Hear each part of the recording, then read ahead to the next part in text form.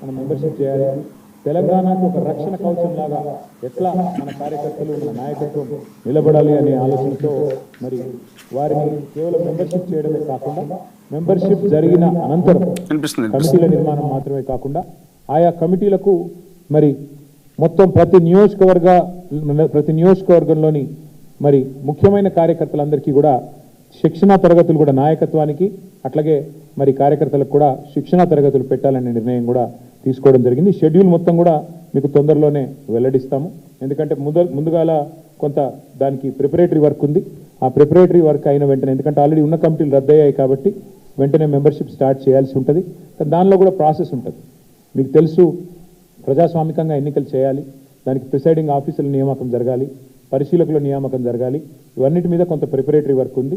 కాబట్టి తొందరలోనే ఆ షెడ్యూల్ కూడా ప్రకటించి ఎప్పటి నుంచి మెంబర్షిప్ స్టార్ట్ అవుతుంది, ఎప్పటి నుంచి మరి కమిటీల నిర్మాణం ఉంటుంది, ఇవన్నీ కూడా మళ్ళీ కేసీఆర్ గారి ఆధ్వర్యంలో ఒక సమావేశం బహుశా తొందరలోనే జరుగుతుంది. ఆ సమావేశంలో ఆ పుస్తకాలు ఇవ్వడం, మెంబర్షిప్ పుస్తకాలు, ఇంకా మిగతా కార్యక్రమాలు, మిగతా సంస్థాగత నిర్మాణం, శిక్షణా తరగతుల డేట్లు ఇవన్నీ కూడా అనౌన్స్ చేయడం జరుగుతుంది. అది కూడా తొందరలోనే చేయబోతా ఉన్నాం. ఇక ముఖ్యమైన విషయం ఇంకొకటి కూడా, ఈ రాష్ట్ర ప్రభుత్వం చేస్తున్న కాబట్టి తొందరలోనే ఆ షెడ్యూల్ కూడా ప్రకటించి ఎప్పటి నుంచి మెంబర్షిప్ స్టార్ట్ అవుతుంది, ఎప్పటి నుంచి మరి కమిటీల నిర్మాణం ఉంటుంది, ఇవన్నీ కూడా మళ్ళీ కేసీఆర్ గారి ఆధ్వర్యంలో ఒక సమావేశం బహుశా తొందరలోనే జరుగుతుంది. ఆ సమావేశంలో ఆ పుస్తకాలు ఇవ్వడం, మెంబర్షిప్ పుస్తకాలు, ఇంకా మిగతా కార్యక్రమాలు, మిగతా సంస్థాగత నిర్మాణం, శిక్షణా తరగతుల డేట్లు ఇవన్నీ కూడా అనౌన్స్ చేయడం జరుగుతుంది. అది కూడా తొందరలోనే చేయబోతా ఉన్నాం. ఇక ముఖ్యమైన విషయం ఇంకొకటి కూడా, ఈ రాష్ట్ర ప్రభుత్వం చేస్తున్న అరాచకాలు, ముఖ్యంగా భూదోపిడీ కానీ, ఈ రాష్ట్ర ప్రభుత్వం చేస్తున్న కుంభకోణాలు కానీ, అట్లాగే 13 డిక్లరేషన్లు, 420 హామీలు, అభయహస్తం మేనిఫెస్టో పేరిట ఏదైతే ఇచ్చారో ప్రతి ప్రజా సమస్యని కూడా ఐడెంటిఫై చేసి, ప్రజలకిచ్చిన ప్రతి వాగ్దానాన్ని కూడా ఐడెంటిఫై చేసి, జిల్లాల వారీగా ఎక్కడికక్కడ మరి సమాయత్తమయ్యి ఎక్కడికక్కడ పోరాటాలకు నడుం బిగించాలని చెప్పి కూడా ఈ సమావేశంలో తీర్మానం చేయడం జరిగింది. ప్రజా సమస్యల మీద ఇక నుంచి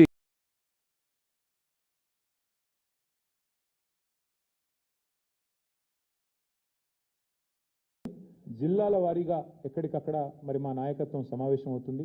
జిల్లాల వారీగా మా నాయకులందరూ కూడా సమన్వయం చేసుకొని ఇష్యూస్ ఐడెంటిఫై చేసుకొని ముందుకు పోవాలని చెప్పి పెద్దలు కేసీఆర్ గారు మాకు సూచించడం జరిగింది. సో బ్రాడ్గా ఈ సమావేశంలో తీసుకున్న నిర్ణయాలు నేను మీకు వివరించే ప్రయత్నం చేశాను. వాటి విషయంలో ఏమన్నా మీకు అనుమానాలు కానీ ఇంకేమన్నా ప్రశ్నలు కానీ ఉన్నట్టయితే, ఉన్నవాళ్ళు పోతే కొత్త వాళ్ళు రావాలి కదా. అంటే టాప్ టు బాటమ్ కాదు Ravi, top to bottom booth committee నుంచి ఇవాళ మొత్తం ఇక్కడ నుంచి ఫంక్షనల్ ఉంటుంది. ఎందుకంటే అది కూడా రీకాన్స్టిట్యూట్ చేయాల్సి ఉంటుంది తర్వాత. బట్ ఇప్పుడు ఎందుకు లైవ్ ఉంటుందంటే, మేము మెంబర్షిప్ పర్యవేక్షించడానికి స్టేట్ లెవెల్ కమిటీ ఉండాలి కాబట్టి వారందరూ కూడా పర్యవేక్షణకు, అట్లాగే ఎన్నికలు ప్రతి నియోజకవర్గానికి అబ్జర్వర్లను, కోఆర్డినేటర్లను కూడా నియమిస్తాం. ఏది మెంబర్షిప్కి, కమిటీలకి. ప్రతి కాన్స్టిట్యున్సీకి కూడా మరి స్పెషల్గా స్టేట్ పార్టీ నుంచే కోఆర్డినేటర్లను పంపిస్తాం కాబట్టి దానికోసం స్టేట్ కమిటీ ఒకటి లైవ్ ఉంటుంది. మిగతా అన్నీ కూడా రద్దయినాయి. ఆ తర్వాత ఇప్పుడు కొత్తగా ఏర్పాటు చేసుకునే మెంబర్షిప్ కార్యక్రమం, ఆ తర్వాత మళ్ళీ మనకి కమిటీలు, ఆ కమిటీల తర్వాత కొత్త జిల్లా పార్టీ అధ్యక్షులు. దానికి ఒక ఫార్మాట్ ఉంది. ప్రిసైడింగ్ ఆఫీసర్ నియామకం చేయాలి, ఎవరైనా పోటీ పడదలుచుకుంటే పోటీ పడవచ్చు, ఆ రకంగా ముందుకు పోవాలి. కాబట్టి ఆ ప్రక్రియ మొత్తం సాఫీగా కొనసాగడానికి స్టేట్ పార్టీ ఆధ్వర్యంలో ఇక్కడ పెద్దలు రావుల చంద్రశేఖర్ రెడ్డి గారు ఉన్నారు, పర్యాద కృష్ణమూర్తి గారు, ఎల్రమణ గారు, ఇంకా చాలామంది పెద్దలు ఉన్నారు. వారందరూ కూడా కూర్చొని అధ్యక్షులు ఆదేశించడం జరిగింది.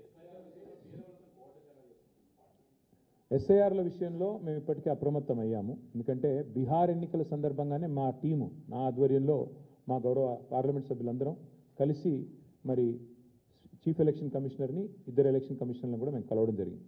మా విజ్ఞప్తి మేరకే ఎస్ఐఆర్లో కొన్ని మార్పులు చేర్పులు కూడా వారు చేశారు.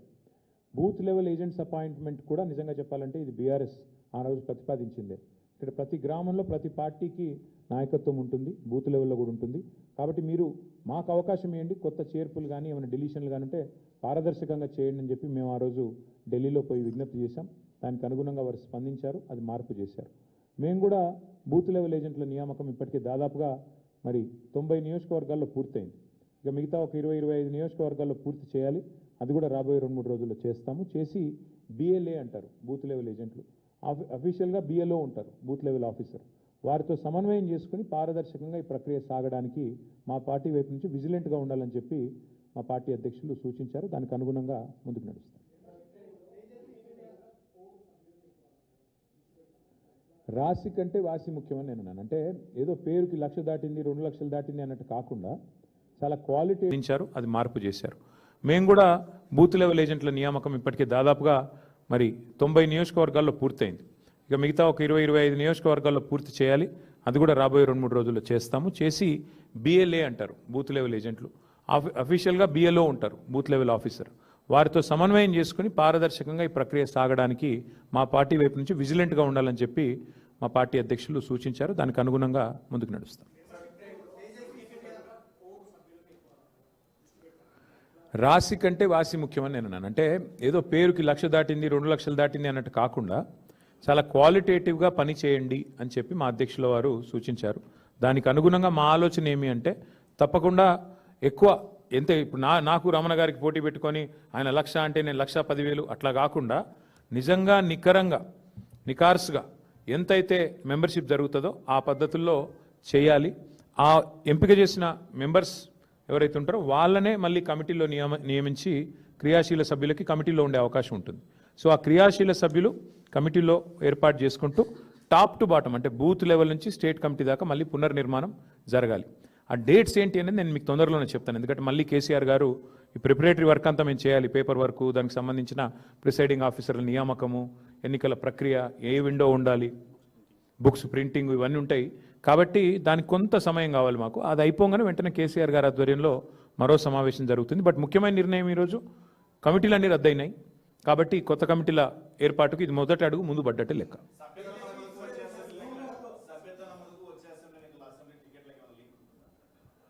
సభ్యత్వ నమోదు కాదు, కానీ పార్టీకి క్రియాశీలంగా పని చేయండి. ఎమ్మెల్యేలైనా కేసీఆర్ గారు ఒక మాట అన్నారు, సిట్టింగ్ ఎమ్మెల్యేలైనా మీరు క్రియాశీలంగా పనిచేయకపోతే మాత్రం పార్టీ అన్ని పరిగణలోకి తీసుకుంటుంది.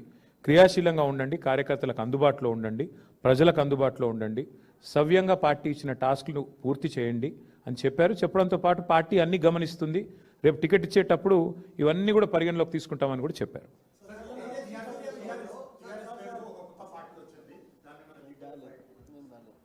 ఎక్కడ నాకు తెలిసి మాకు ఇప్పటి వరకు నాకున్న ఇన్ఫర్మేషన్ మేరకైతే నాకు తెలిసి పెద్ద ఇష్యూ ఏమీ లేదు. పార్టీలు వస్తుంటాయి పోతుంటాయి, అది పెద్ద ఇష్యూ కాదు. చాలా పార్టీలు వచ్చినాయి, చాలా పార్టీలు పోయినాయి. 25 ఏళ్ళు పూర్తి చేసుకున్న పార్టీ మేము. కాబట్టి మేము ఫోకస్ చేసేది ఈ దేశంలో 25 ఏళ్ళు పూర్తి చేసుకున్న పార్టీలు వేళ్ల మీద లెక్క దగ్గబెట్టే సంఖ్యలో ఉంటాయి. నాకు తెలిసి మన రాష్ట్రంలో అయితే ఒక టీడీపీ, తర్వాత టీఆర్ఎస్ఏ, ఇంకే వేరే పార్టీలు ఏం లేవు. ఇప్పుడున్న బీఆర్ఎస్, అప్పుడు టీఆర్ఎస్గా పుట్టింది, ఇప్పుడు బీఆర్ఎస్. కాబట్టి పెద్ద పట్టించుకోదగ్గ విషయం ఏం కాదు. తేజస్వి సూర్య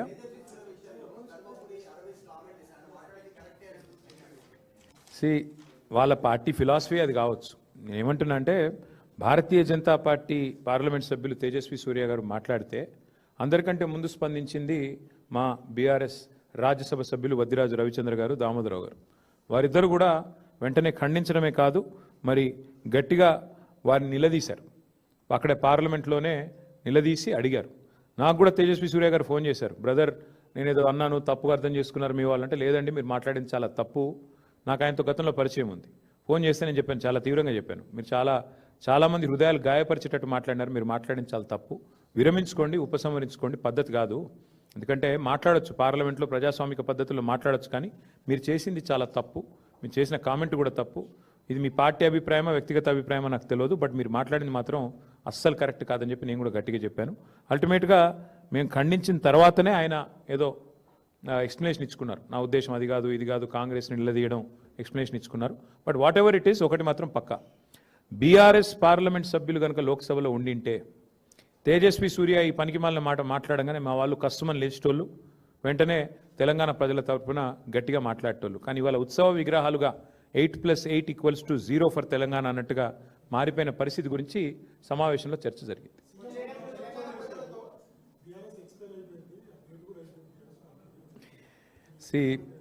చీఫ్ మినిస్టర్ గారికి నా రిక్వెస్టు, మీరు చీఫ్ మినిస్టర్, చీఫ్ మాటలు మాట్లాడటం బాగుండదు. ఎందుకంటే మీరు ఒక చీఫ్ మినిస్టర్గా మాట్లాడితే, ఏదైనా విధానపరమైన విషయం మీద మాట్లాడితే ప్రధాన ప్రతిపక్షంగా మేము స్పందిస్తాం, మాట్లాడతాం, మీకు జవాబిస్తాం. మీకు విషయం మాట్లాడే తెలివి లేదు. ఎంతసేపు విషయం చిమ్మడం, పర్సనల్గా దూషణలు, పర్సనల్గా గలీజ్ మాటలు తప్ప రేవంత్ రెడ్డి గారికి ఇంకోటి రాదు. వారిని నేను అడిగేది ఏమంటే ఒకటే ఒకటి, ఇవాళ వాస్తవం ఏమంటే ఎక్స్పైరీ అయిపోయిందని మాట్లాడుతున్నాడు ఆయన. కాంగ్రెస్ పార్టీ చెతికిలబడి ఇప్పటికీ ఎన్నేళ్ళు అయిందండి? 12 ఏళ్ళ 13 ఏళ్ళ అప్పటి నుంచి ఇప్పటివరకు లేవలేకపోతున్నది. ముందు వాళ్ళ స్థాయి, వాళ్ళ పరిస్థితి చూసుకోమనండి. వాళ్ళ జాతీయ పార్టీ అని చెప్పుకుంటారు, ఒక ప్రాంతీయ పార్టీ స్థాయికి పడిపోయింది. వాళ్ళ సంగతి చూసుకోమని రాదు. మా గురించి ఆయనకెందుకు? మా పార్టీ ఏందో, మా పార్టీ ప్రస్థానం ఏందో, మా పార్టీ ఏం చేసిందో, మా పార్టీ ఎట్లా ప్రజా పోరాటాలు చేసి ఓ రాష్ట్రాన్ని ఢిల్లీ మెడలు వంచి సాధించిందో, వాళ్ళ జాతీయ నాయకత్వాన్ని అడిగితే ఢిల్లీని ఎట్లా గడగడలాడించిందో వాళ్ళ జాతీయ నాయకత్వాన్ని అడిగితే వాళ్ళు చెప్తారు. ఈయనకేం తెలుసు అప్పుడు ఎక్కడున్నాడు అడిగినప్పుడు? కాబట్టి నేను అనేది ఏమంటే చీఫ్ మినిస్టర్ గారు చీప్ మాటలు మాట్లాడకపోతే మంచిది. ఇవాళ మాకొక శుభదినం. మా పార్టీ 25 వసంతాలు పూర్తి చేసుకున్న సందర్భంగా నాకు ఆయన లాంటి వాళ్ళ గురించి మాట్లాడాల్సిన అవసరం కానీ అగత్యం కానీ నాకు లేదు.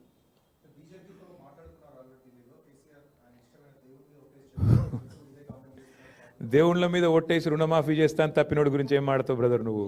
దేవుళ్ళందరూ నాగం చేసిండు ఆయన. బాసర కోతాడు, సరస్వతమ్మ మీద ఒట్టన్నాడు, రుణమాఫీ అన్నాడు, ఆ ఓటు గట్టు మీద పెట్టినాడు, మర్చిపోయినాడు. యాదగిరి గుట్ట పోయినాడు, లక్ష్మీ నరసింహస్వామి మీద ఒట్టన్నాడు, ఈ జోగులాంబకు పోయి ఒట్టు పెట్టినాడు. అట్లాంటి ముఖ్యమంత్రి గురించి ఏం మాట్లాడమంటావు, ఏం చెప్పమంటావు? ఆయన మనిషి, ఆయన నోటికి ఆయన మాటకు విలువ ఉన్నది. ఏదో మాడుతూ ఉంటాడు ఏదో టైంపాస్కి. మీరు ఎప్పుడు మీకేమైపోయిందంటే పత్రికలలో కూడా ఆయన మాట్లాడితే పాపం రాయక తప్పని మజ్బూరీ వచ్చింది. మీ మేనేజ్మెంట్లు ఇక ఆయన చీట్ చాట్ చేసినా ఏం చేసినా మీరు రాస్తారు. అదో చీట్ చాటు మళ్ళీ మీరు రాసుడు. అంతగానం ఉంటే బయటికి రమ్మని మాట్లాడమని మేము ఎందుకు వద్దంటాం. But thank you. దాన్ని కూడా కొనసాగించే పరిస్థితి